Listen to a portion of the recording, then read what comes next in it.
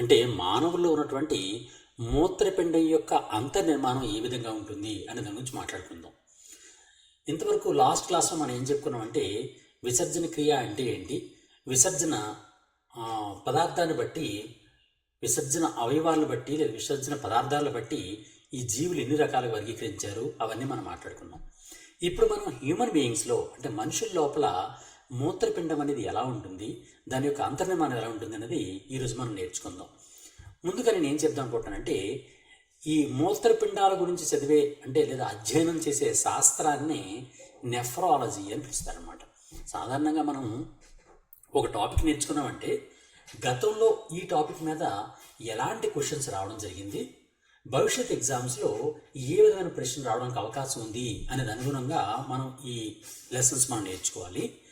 దీనికి అనుగుణంగా last time question ఎలా ఇచ్చారంటే మూత్రపిండాల గురించి అధ్యయనం చేసే శాస్త్రాన్ని ఏమని పిలుస్తారు అని క్వశ్చన్ అడిగాడు. మూత్రపిండాల గురించి అధ్యయనం చేసే శాస్త్రాన్ని నెఫ్రాలజీ అని పిలుస్తారు. నెఫ్రాలజీ అంటే మూత్రపిండం గురించి అధ్యయనం చేసే శాస్త్రాన్ని నెఫ్రాలజీ అని అంటారు. Kidneys are reddish brown, bean-shaped structures situated between the levels of last thoracic and third lumbar vertebra close to the dorsal inner wall of the abdominal cavity. Kidneys అనేవి సాధారణంగా ఏంటంటే ఎర్రగా ఉన్నటువంటి అంటే ఎర్రని బూడిద వర్ణంలో ఉండి బీన్ షేప్లో అంటే చిక్కుడు గింజ ఆకారంలో ఉన్నటువంటి నిర్మాణాలు. ఇవి ఎక్కడ ప్రారంభమవుతాయి అంటే మనకి థొరాసిక్ క్యావిటీ ఉంటుంది కదండి. ఫర్ ఎగ్జాంపుల్ హ్యూమన్ బీయింగ్ ఉన్నాడు అనుకోండి, ఆ హ్యూమన్ బీయింగ్ యొక్క నిర్మాణం, దాని బాడీ నిర్మాణం ఎలా ఉంది అంటే ఇలా చేతులు ఉన్నాయి, ఇలా కాళ్ళు ఉన్నాయి అనుకోండి. ఇప్పుడు థొరాసిక్ క్యావిటీ ఉంది కదండి, ఈ థొరాసిక్ క్యావిటీలో ఉన్నటువంటి పర్సుకలు అనే భాగాలు ఉంటాయి. సాధారణంగా మనుషుల లోపల రిబ్స్ లేదా పర్సుకలు ఉంటాయి. ఎన్ని పర్సుకలు ఉంటాయి? 12 జతలు ఉంటాయి. 12 జతల పర్సుకలు అనేవి మనుషుల్లో ఉంటాయి. ఈ పర్సుకల్లో last thoracic and third lumbar వెర్టిబ్రాస్లోనే అంటే వెన్నుపూసలోనే థొరాసిక్లో ఉన్నటువంటి లాస్ట్ థొరాసిక్ వెర్టిబ్రా అంటే ఉరహకోరంలో ఉన్నటువంటి వెన్నుపూసల్లో చిట్ట చివరి వెన్నుపూసకి మూడవ లంబార్ వెన్నుపూసకి మధ్య భాగంలో ఉన్నటువంటి నిర్మాణాలే మూత్రపిండాలన్నమాట.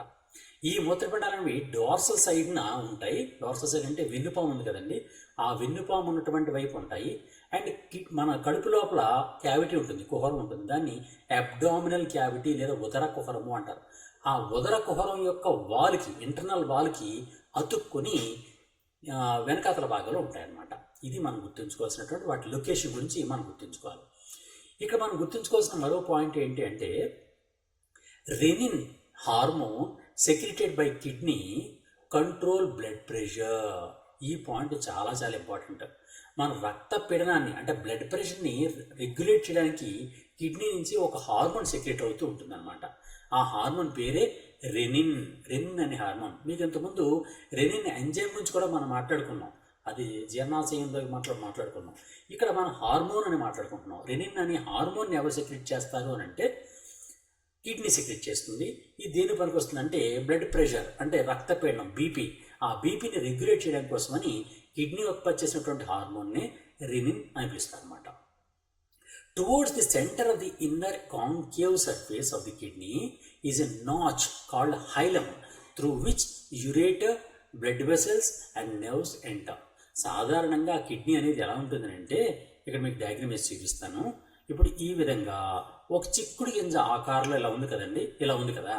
దీనిలో ఇలా ఒక కుంభాకారమైనటువంటి భాగం ఒకవైపు ఉంటుంది, పుటాకారమైన భాగం ఇంకోటి ఉంటుంది. కుంభాకార భాగం అంటే కాన్వెక్స్ రీజియన్ ఒకలా ఉంటుంది, కాన్కేవ్గా పుటాకారంగా ఒకటి ఉంటుంది. ఈ పుటాకారంగా ఉన్నటువంటి లోతట్టు భాగాన్ని హైలం అని పిలుస్తారు. తెలుగులో కూడా అదే పిలుస్తారు అనమాట. The concave structure or concave notch of the kidney is called as hilum. Hilum అంటే ఏంటి అంటే కిడ్నీ యొక్క పుటాకార నిర్మాణంలో ఉన్నటువంటి లోతట్టు భాగాన్ని హైలం అంటారు. ఈ హైలం గుండానే మన యురేటర్ అనేటటువంటి ఒక గొట్టం వస్తుంది. అంతేకాకుండా బ్లడ్ వెసల్స్ లోపల ప్రవేశించడం, బయట ప్రవేశించడం జరుగుతాయి. అలా నెర్వ్స్ కూడా దీనిలోకి వెళ్ళేది. ఇవన్నీ భాగాలు దేని ద్వారా వెళ్తాయంటే హైలం గుండానే వెళ్తాయి. ఈ పాయింట్ మనం గుర్తుంచుకోవాలన్నమాట. And inner to the hilum is a broad funnel-shaped space called renal pelvis with projections called helices.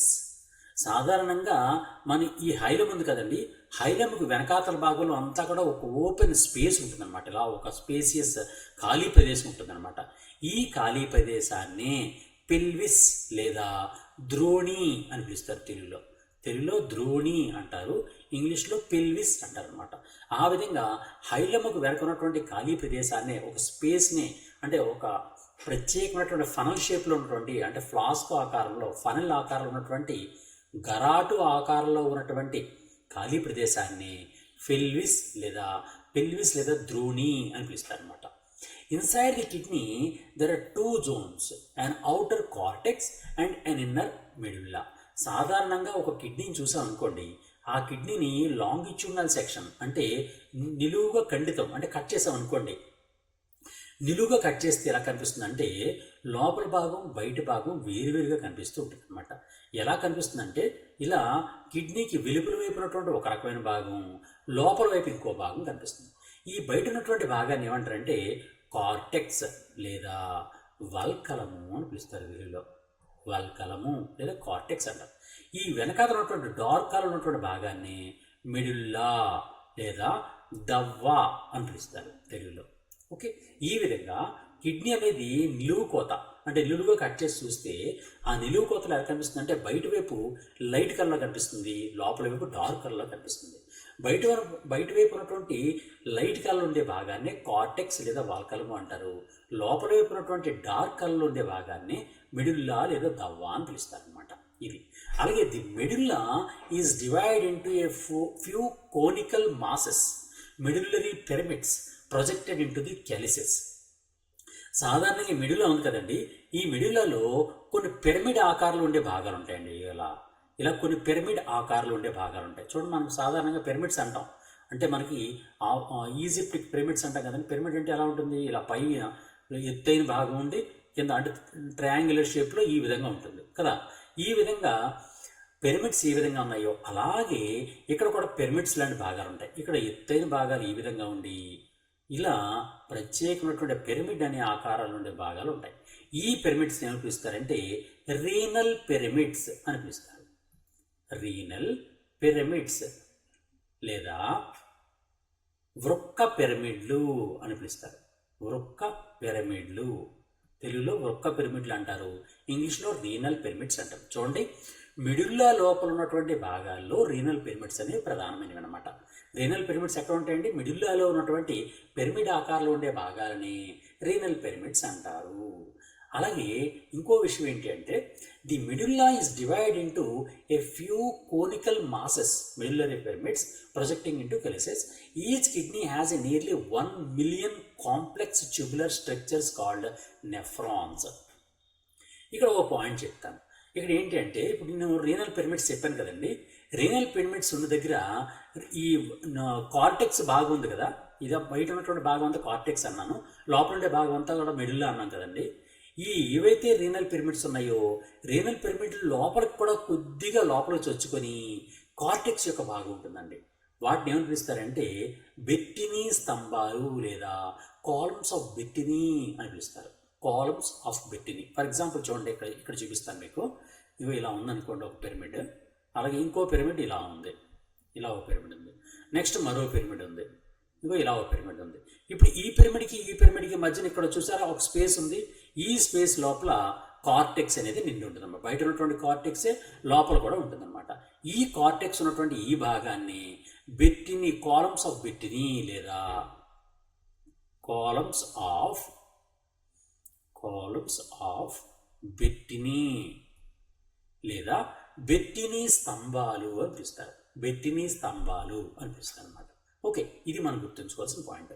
ఇక్కడ విషయం ఏంటంటే కిడ్నీ అంటే ఒక కిడ్నీ అని మనం అనుకుంటాం, కానీ కిడ్నీ లోపల స్ట్రక్చరల్ అండ్ ఫంక్షనల్ యూనిట్స్ అనేవి ఉంటాయి. అంటే ప్రతిదానికి కూడా ఒక స్ట్రక్చరల్ నిర్మాణించేది అండ్ ఫంక్షనల్ పనిచేసేది ఒక ప్రత్యేక భాగం ఉంటుంది. ఆ చిన్న భాగాలనేవి అనేకమైనవి ఈ కిడ్నీ లోపల ఉంటాయి. ఆ కిడ్నీలో ఉన్నటువంటి అతి చిన్నవిగా ఉన్నటువంటి నిర్మాణాత్మకమైన మరియు క్రియాత్మకమైనటువంటి ప్రమాణాలని నెఫ్రాన్ అని పిలుస్తారు. నెఫ్రాన్స్. అంటే కిడ్నీ అంతా కూడా దేంతో నిండి ఉంటుందండి? నెఫ్రాన్స్తో నిండి ఉంటుంది. నెఫ్రాన్ లేదా నెఫ్రాన్ని యూరినిఫెరస్ ట్యూబ్యూల్ అని కూడా పిలుస్తారు. యూరినిఫెరస్ ట్యూబ్యూల్, యూరినిఫెరస్ ట్యూబ్యూల్ అంటారు. యూరినిఫెరస్ ట్యూబ్యూల్ అన్న నెఫ్రాన్ ఒకటే. ఈ నెఫ్రాన్ లేదా యూరినిఫెరస్ ట్యూబ్యూల్ అనేవి ఒక కిడ్నీ లోపల ఫంక్షనల్ యూనిట్స్ అనమాట. అంటే పనిచేసేవి అవే, నిర్మాణం కలిగించేవి, అలాగే పనిచేసేవి కూడా nephron and uriniferous tubules. Question ఎలా అడుగుతాడంటే what are the structural and functional units of kidney అంటాడు. నిర్మాణాత్మక మరియు క్రియాత్మక ప్రమాణాలు, కిడ్నీలో ఉన్నటువంటి నిర్మాణాత్మక క్రియాత్మక ప్రమాణాలను ఏమని పిలుస్తారు అంటే నెఫ్రాన్ లేదా యూరినిఫెరస్ ట్యూబ్యూల్ అంటారు అనమాట. ఒక్క కిడ్నీలో, ప్రతి కిడ్నీలో కూడా ఈ నెఫ్రాన్ల యొక్క సంఖ్య అనేది 1 మిలియన్ ఉంటుందండి. 1 మిలియన్. 1 మిలియన్ అంటే అర్థం ఏంటండి? 10 lakhs. 10 lakhs. ఓకే, అంటే 1 మిలియన్ లేదా 10 lakhs సంఖ్యలో నెఫ్రాన్లు అనేవి ప్రతి కిడ్నీలో కూడా నెఫ్రాన్లు ఉంటాయన్నమాట. అది మనం గుర్తుంచుకోవాల్సిన పాయింట్. 1 మిలియన్ లేదా 10 lakhs. ఓకే, ఇందుకే ఈ ఫంక్షన్స్ ఏంటి, కిడ్నీ అనేది ఏం ఫంక్షన్ చేస్తూ ఉంటుంది అనేది ఒకసారి చూద్దాం. కిడ్నీ అనేది సాధారణంగా ఏ ఫంక్షన్స్ చేస్తుందని అంటే, ఇప్పుడు చూడండి ఇది కిడ్నీ. ఇప్పుడు చూడండి దీనిలో డయాగ్రామ్లో మీకు క్లియర్గా కనిపిస్తుంది. సాధారణంగా ఈ మన వెన్నుపాము ఉంటుంది కదా, వెన్నుపాముకి 2 వైపులా కూడా 2 కిడ్నీస్ అనే భాగాలు ఇలా ఉంటాయి. ఈ 2 కిడ్నీస్ని కూడా ఒకదాన్ని కట్ చేసి చూస్తే, నిలువుగా కట్ చేసి చూస్తే ఇలా కనిపిస్తుంది. ఈ బయట ఉండే భాగాన్ని కార్టెక్స్ అని పిలుస్తారు. ఈ లోపల ఉన్నటువంటి ఇక డార్క్ కలర్ ఉండే భాగాన్ని మెడుల్లా అంటారు. ఈ మెడుల్లాలో చూడండి కొన్ని పిరమిడ్ ఆకారాలు ఉండే భాగాలు ఉన్నాయి, ఇవి పిరమిడ్స్. ఈ పిరమిడ్ ఆకారంలో ఉన్నటువంటి ఈ భాగాలని రీనల్ పిరమిడ్స్ అని పిలుస్తారు అనమాట. ఇవి వీటన్నింటిని కలిపి రీనల్ పిరమిడ్స్ అని పిలుస్తారు. అలాగే ఈ రీనల్ పిరమిడ్స్కి మధ్య భాగంలో ఉండే ఈ భాగాలని రీనల్ కాలమ్స్ అని పిలుస్తారు. Renal columns.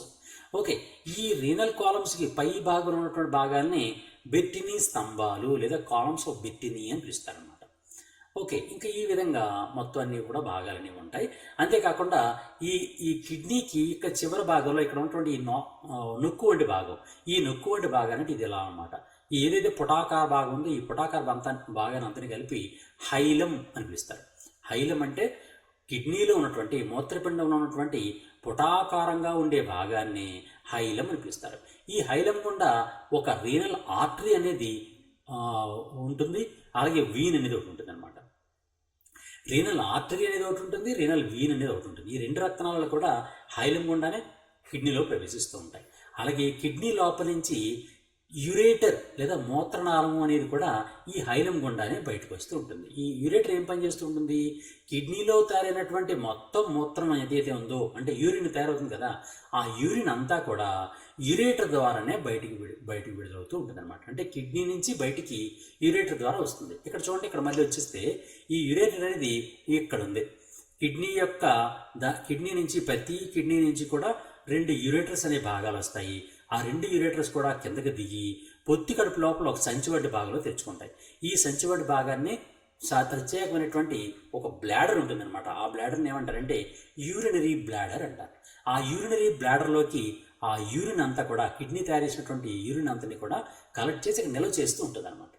ఈ నిల్వ చేసింది ప్రత్యేకమైనటువంటి ఒక సన్నని గొట్టం ద్వారా బయటికి విసర్జించబడుతూ ఉంటుంది అనమాట. ఈ విధంగా మొత్తం మన కిడ్నీ అనేది పనిచేస్తూ ఉంటుంది అనమాట.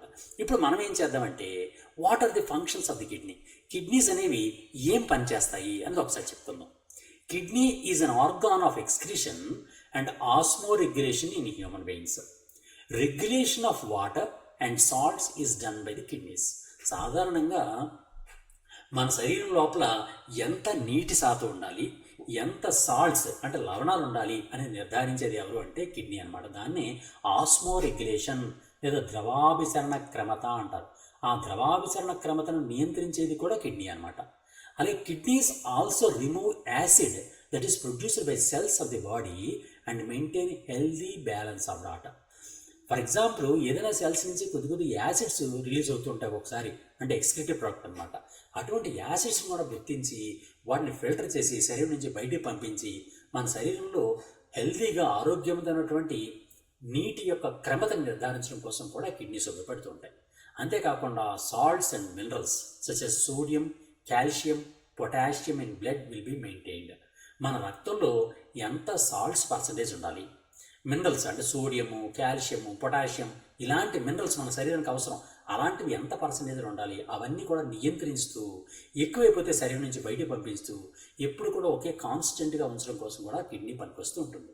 అలాగే kidney acts like A filter to remove waste and fluid from the body నుంచి వృధాగా ఉన్నటువంటి వృధా పదార్థాలు, విసర్జక పదార్థాలని, విసర్జక ద్రవాలని బయటికి విడుదల చేయడానికి కూడా కిడ్నీ పనికొస్తూ ఉంటుంది. అంతేకాకుండా మనం ఇంతకుముందు చెప్పుకున్నాం, రెనిన్ అనేటటువంటి ఒక ప్రత్యేకమైన హార్మోన్ సెక్రెట్ చేస్తుంది. దానివలన బ్లడ్ ప్రెషర్ కూడా రెగ్యులేట్ అవుతూ ఉంటుందని చెప్పుకున్నాం. అంటే kidneys will also regulate the blood pressure also.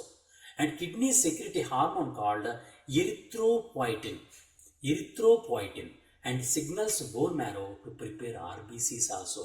మనం ఇంతకుముందు చెప్పుకున్నాం, ఆర్బీసీస్ అనే క్లాస్లో రక్తం గురించి చదువుతున్నప్పుడు రక్త కణాలు ఎముక మధ్యలో బోన్ మ్యారోలో ఏర్పడడాన్ని ఎరిథ్రోపాయిసిస్ అని చెప్పుకున్నాం. ఆ ఎరిథ్రోపాయిసిస్ అనేది ఎక్కడ జరుగుతుంది? ఎముక మధ్యలో బోన్ మ్యారోలో జరుగుతుంది. ఆ బోన్ మ్యారో లోపల ఎరిథ్రోపోయిసిస్ అనే ప్రక్రియ ద్వారా ఆర్బీసీ సెల్స్ ఏర్పడడం కోసం ఒక హార్మోన్ ఉంటుంది. ఆ హార్మోన్ ఏంటి అంటే ఎరిథ్రోపాయిటిన్. చూసారా, ఈ హార్మోన్ పేరు ఎరిథ్రోపాయిటిన్, ఆ ప్రాసెస్ పేరు ఎరిథ్రోపాయిసిస్.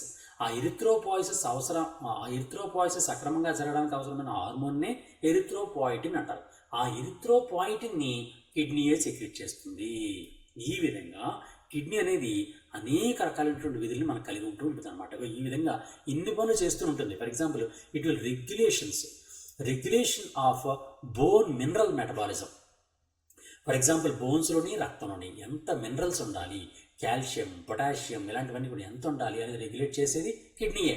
సోడియం, క్లోరిన్ ఇలాంటివి రెగ్యులేట్ చేసేది కిడ్నీయే. And regulation of red blood cells production, haemopoiesis కూడా కిడ్నీ ఉపయోగపడుతూ ఉంటుంది. అంతేకాదు excretion of metabolic waste products and waste. మన శరీరంలో మెటబాలిక్ యాక్టివిటీ జరుగుతూ ఉంటాయి, జీవక్రియలు. ఆ జీవక్రియల ఫలితంగా ఏర్పడినటువంటి జీవ వ్యర్థ పదార్థాలని కూడా బయటకు విసర్జించడానికి కిడ్నీయే పనికొస్తూ ఉంటుంది.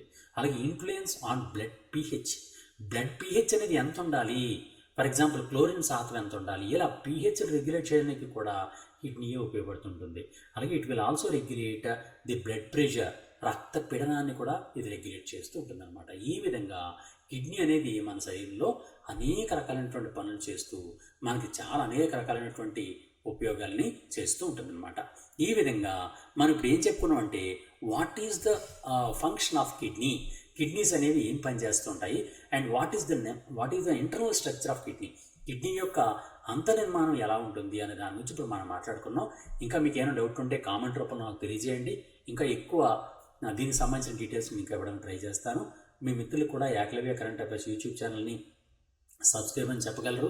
అంతేకాకుండా మన గాంధీవం యాప్ని ప్లేస్టోర్ నుంచి డౌన్లోడ్ చేసుకోవడం ద్వారా అన్ని కాంపిటేటివ్ ఎగ్జామ్స్ కూడా మీకు ఉపయోగపడే విధమైనటువంటి అన్ని ఇష్యూస్ కూడా, అంత గైడెన్స్ అంతా కూడా గాంధీవం యాప్లో లభిస్తుంది. కాబట్టి మీ మిత్రులు కూడా గాంధీవం యాప్ గురించి తెలియజేసి వాళ్ళని డౌన్లోడ్ చేసుకోవాల్సిందిగా కోరమని, నా తరఫున కోరమని మిమ్మల్ని కోరుతూ, all the best, God bless you. Thank you very much.